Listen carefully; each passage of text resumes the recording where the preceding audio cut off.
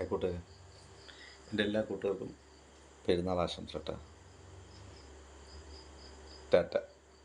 സത്യം പറഞ്ഞാൽ എൻ്റെ പഴയൊരു ആഗ്രഹം എന്ന് പറഞ്ഞാൽ ഈ വീട്ടിലുണ്ടാക്കുന്ന ബിരിയാണി ഉണ്ടല്ലോ, അത് കഴിക്കാൻ ഒരു പ്രത്യേക ടേസ്റ്റാണ്. അത് നാളെ ഓടിയിട്ട് വേണം, എൻ്റെ ഒരു ആഗ്രഹം കേട്ടോ ആയിക്കോട്ടെ. നാളെ വണ്ടി ഓടിയിട്ട് പൈസ ഓടി കിട്ടി കഴിഞ്ഞാൽ നാളെ ഞാൻ ഒരു കോഴിയും മേടിക്കും, എന്നിട്ട് ബിരിയാണി അരിയും മേടിച്ചിട്ട് ബിരിയാണി ഉണ്ടാക്കും.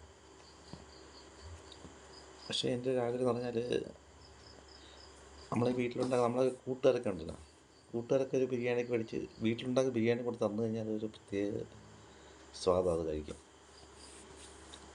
ആ ഒരു സങ്കടം നാളെ ഞാൻ നികത്തും. എൻ്റെ വീഡിയോ ഞാൻ കാണിക്കുന്നു കേട്ടോ. ഞാൻ എല്ലാം ആഘോഷിക്കും കേട്ടോ. ക്രിസ്മസ് ആയാലും പെരുന്നാളായാലും എല്ലാം ആഘോഷിക്കും. നാളെ അതിൻ്റെ വീഡിയോ ആയിട്ട് ഞാൻ വരാം. പക്ഷെ എനിക്ക് നമുക്കൊന്നും നല്ല സുഹൃത്തുക്കളുണ്ടെങ്കിലും അങ്ങനെ ഒരു സംഭവം എനിക്ക് സംഭവിച്ചില്ല കേട്ടോ ജീവിതത്തിൽ. നമുക്കാർക്കും ഫുഡോ തന്നിട്ടില്ല. അത് നാളെ ഓട്ടം ഉണ്ടെങ്കിൽ കൂട്ടുകാരെ ഞാൻ വീട്ടിൽ ബിരിയാണി ഉണ്ടാക്കി കഴിക്കും.